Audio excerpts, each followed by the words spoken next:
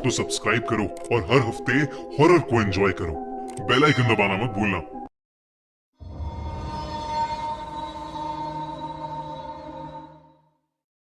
India's most haunted Mehandipur Balaji temple. Mehandipur Balaji Rajasthan में बना एक पावन मंदिर है जो पूरे इंडिया में फेमस है भूत भगाने के लिए। इस मंदिर में हनुमान जी की पूजा की जाती है और ऐसा कहा जाता है कि कोई भी इंसान किसी इविल स्पिरिट या भूत पिशाच से पोजेस हो जाए तो उसे ठीक होने के लिए मेहंदीपुर बालाजी मंदिर ले जाना चाहिए। मगर तब क्या होगा जब बालाजी के आसपास भटक रही आत्मा ही किसी इंसान को अपना शिकार बना ले। अर्शी एक स्ट्रगलिंग फिल्म मेकर थी जो न जाने कितने वक्त से अलग अलग प्रोड्यूसर्स को कांटेक्ट करके उनसे काम मांगने की कोशिश कर रही थी, मगर छोटे मोटे काम के अलावा अर्शी को कोई काम नहीं मिल पा रहा था। तभी उसके एक दोस्त ने उसे बताया कि एक प्रोड्यूसर को अर्शी का काम बहुत अच्छा लगा है और वो एक बहुत बड़ा प्रोजेक्ट अर्शी से कराना चाहता है। ये सुनकर अर्शी की आंखें खिल उठी। उसे लग रहा था कि शायद वो जो ब्रेक इतनी बुरी तरह से ढूंढ रही थी वो अब उसे मिल जाएगा। वो अगले ही दिन उस प्रोड्यूसर से मिलने चली गई। उस प्रोड्यूसर ने बिना कुछ ज्यादा देखे और पूछे अर्शी को वो प्रोजेक्ट दे दिया। अर्शी बहुत खुश हुई थी क्योंकि उसे उस काम के अच्छे खासे पैसे भी मिल रहे थे। उस प्रोड्यूसर ने अर्शी को बताया कि उसे मेहंदीपुर बालाजी जाकर एक रियल डॉक्यूमेंट्री शूट करनी होगी। इस काम के लिए उस प्रोड्यूसर ने अर्शी को 10 दिन का टाइम दिया और उसके साथ 5 लोगों की टीम भी दी। उस प्रोड्यूसर ने अर्शी को एक राजन नाम के आदमी का नंबर भी दिया और कहा कि राजन वहां का लोकल मैनेजर रहेगा। अगले ही दिन अर्शी अपनी टीम और राजन के साथ मेहंदीपुर बालाजी मंदिर के लिए निकल गए। भारत मुझे लगता है कि इकलौता देश होगा जिसमें हर एक मंदिर के अपने रहस्य और अजूबे हैं। मेहंदीपुर बालाजी हो या अयोध्या का राम मंदिर।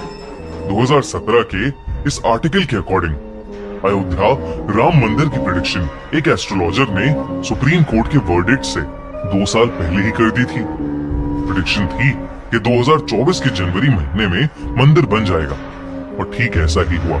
इसके बाद मुझे भी क्यूरियोसिटी हुई कि मैं अपने बारे में कुछ जानूं, तो मैंने एक दिन ऐसे ही एक ऐप एस्ट्रोटॉक डाउनलोड कर लिया और फिर एक बहुत ही माइंड ब्लोइंग चीज हुई। वहां मैं एक एस्ट्रोलॉजर पल्लवी जी से बात कर रहा था। इससे पहले कि मैं कुछ पूछता उन्होंने तुरंत ही मेरा डेट ऑफ बर्थ और टाइम पूछा। उसके बाद उन्होंने तुरंत बता दिया कि मैं वीडियो प्रोडक्शन और फिल्म्स रिलेटेड फील्ड में काम करता हूँ। उन्होंने मेरी लाइफ के बारे में ऐसी ऐसी चीज बताई जो शायद सिर्फ मुझे मालूम थी। सच कहूँ तो मैं हैरान रह गया था क्योंकि मैंने ना तो अपना नाम, ना नंबर और ना ही कोई पिक्चर शेयर की थी। फिर क्या, मैंने उनसे सब कुछ पूछ लिया 2024 के बारे में कि ये साल कैसा जाने वाला है, मेरा करियर, मेरे फाइनेंसेस, मेरे पेरेंट्स की हेल्थ के बारे में सब कुछ। एक्चुअली हम लोग अक्सर अपनी लाइफ में डाउट्स और इश्यूज से घिरे रहते हैं। रिलेशनशिप में कब आएंगे, उसका लॉन्ग टर्म स्कोप क्या है, करियर में कब सेटल होंगे, जॉब कब लगेगी, शादी किसके साथ होगी।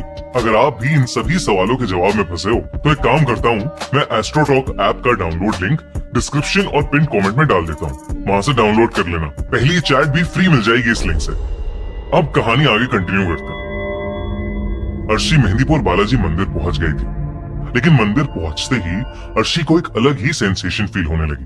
वो एक्साइटेड तो थी मगर उसके साथ साथ उसे एक अजीब सी बेचैनी फील हो रही थी। अर्शी और उसकी टीम शूट शुरू करने से पहले मंदिर को अच्छे से देखना चाहते थे। जब अर्शी मंदिर एक्सप्लोर कर रही थी तो अर्शी ने वहां ढेर सारी डिस्टर्बिंग चीजें देखी। आंगन में कुछ औरतें बैठकर अजीब सी हरकतें कर रही थी। कोई औरत चिल्ला रही थी, कोई पागलों की तरह बस हंसे जा रही थी। उन्हीं में से एक औरत ने अर्शी की तरफ देखा और वो अचानक ही हंसते हंसते रुक गई और फूट फूट कर रोने लगी। अर्शी वहां से तुरंत आगे चली गई। चलते चलते अर्शी मंदिर के बीच में लगे पेड़ के पास आ गई। उसने देखा कि वहां एक बूढ़े बाबा बैठे ध्यान में लगे थे। अर्शी वहां से जा ही रही थी पर तभी बाबा ने उसे आवाज लगाई। अर्शी एकदम से चौंक गई और वहीं रुक गई। उन बूढ़े बाबा ने आंखें खोली और अर्शी को घूर कर देखा। उन्होंने उससे कहा, बालाजी के मंदिर में कई चमत्कार भी होते हैं लेकिन कई खौफनाक चीजें भी। ये कहते ही वो बाबा अजीब ढंग से हंसने लगे। अर्शी के साथ मौजूद राजन उसे वहां से ले गया। राजन ने अर्शी को बताया कि अगर कोई उसका नाम पुकारे तो पलट कर नहीं देखना। मंदिर के अंदर जो प्रसाद मिले उसे घर लेकर बिल्कुल भी मत जाना। अर्शी ने ऐसी बातें पहले भी सुनी थी। उसकी माँ उसे बताया करती थी कि बालाजी मंदिर में भगवान की बहुत ही ताकतवर शक्ति है जो लोगों को शैतानी काली शक्तियों से बचाती है। लेकिन अगर किसी इंसान ने बालाजी मंदिर के नियम तोड़े तो वो काली शक्तियां उस इंसान को हमेशा हमेशा के लिए जकड़ लेती हैं। इसके बाद अर्शी मंदिर में दर्शन करने गई और पंडित जी ने उसे प्रसाद भी दिया। उसने प्रसाद तुरंत वहीं खा लिया और फिर मंदिर से बाहर आने लगी। उसके आसपास भीड़ थोड़ी ज्यादा थी, इसलिए पूरा ध्यान मंदिर से निकलने पर था जब अचानक अर्शी को किसी ने पीछे से पुकारा। राजन की बताई बात अर्शी के दिमाग से निकल गई और उसने पलटकर पीछे देख लिया। वहां कोई भी नहीं था। अर्शी मंदिर से बाहर तो आ गई थी, मगर अब उसका माथा बहुत तेज दर्द से फटने लगा था। तभी अचानक उसका फोन बजा और वो एकदम से हड़बड़ा गई। अर्शी का फोन उसके हाथ से छूटकर नीचे गिर गया और टूट गया। वो अपने फोन के टुकड़े उठा ही रही थी कि तभी उसकी टीम का एक मेंबर आया और उसे बुलाकर अपने साथ ले गया। मंदिर से वापस आते ही अर्शी की तबीयत बिगड़ती जा रही थी। अर्शी का मन बहुत भारी होता जा रहा था। उसे ऐसा लग रहा था कि जैसे उसे ठीक से सांस नहीं आ रही हो और इसलिए अपने होटल पहुंचते ही अर्शी रूम में जाकर दवाई लेकर सीधा सो गई। सोते सोते अचानक ही अर्शी को एक सपना आया जिसमें एक काला साया अर्शी का गला दबा रहा था। अर्शी को ऐसा लगने लगा जैसे उसका दम घुट रहा हो। अचानक अर्शी की नींद खुल गई। वो पसीने में लथपथ हाफते हुए उठी और बाथरूम में जाकर अपने मुंह पर छींटे मारने लगी। जब वो बाथरूम से बाहर आई तो उसके दिल की धड़कन एक बार को रुक सी गई, क्योंकि उसने देखा कि उसका शरीर तो बिस्तर पर लेटा सो रहा था। उसे कुछ समझ नहीं आया कि आखिर उसके साथ ये क्या हो रहा था। वो बार बार अपने शरीर को छूने की कोशिश कर रही थी, मगर किसी हवा के झोंके की तरह उसका हाथ शरीर से आर पार हो रहा था। अचानक ही उसे एक अजीब सी आवाज आने लगी, किसी के बहुत तेज सांस लेने की आवाज। अर्शी ने मुड़कर देखा तो उसके बाथरूम की लाइट्स फ्लिकर हो रही थी। वो बाथरूम की तरफ गई तो वहां कोई भी नहीं था, मगर वो जैसे ही मुड़ी उसने देखा कि उसका शरीर अब बिस्तर पर बैठा हुआ था। उसके बालों ने उसके चेहरे को कवर किया हुआ था और वो तेज सांसें लेने की आवाज अर्शी के शरीर से ही आ रही थी। वो जैसे ही अपने शरीर के पास गई, अचानक से उसके शरीर ने अपना सर उठाया और अर्शी का दिल बुरी तरह दहल था। अर्शी का चेहरा किसी चुड़ैल जैसा लग रहा था और तो और उसके चेहरे पर नाक या होंठ नहीं थे, सिर्फ दो लाल आंखें थीं। ये देखकर अर्शी बहुत जोर से चिल्लाई और उसने अपनी आंखें बंद कर लीं। जब उसकी आंखें खुली तो वो अपने बेड पर ही थी। उसे रियलाइज हुआ कि वो तो बस एक सपना देख रही थी, मगर वो सपना बिल्कुल असली जैसा था। अगले दिन से अर्शी और उसकी टीम ने मेहंदीपुर बालाजी के मंदिर के आसपास शूटिंग शुरू कर दी। उन्होंने फिर से वहां कई सारे पोजेस्ड लोगों को देखा और उनका एग्जॉर्सिज्म होते हुए भी देखा। 4 दिन तक उन्होंने यही सारी शूटिंग की और बड़े बड़े पुजारियों का इंटरव्यू लिया। अर्शी वैसे तो अपने काम में खूब मन लगा रही थी, मगर उसकी तबीयत 4 दिन से काफी खराब हो रही थी और उसके पूरे शरीर पर रैशेस भी हो गए थे।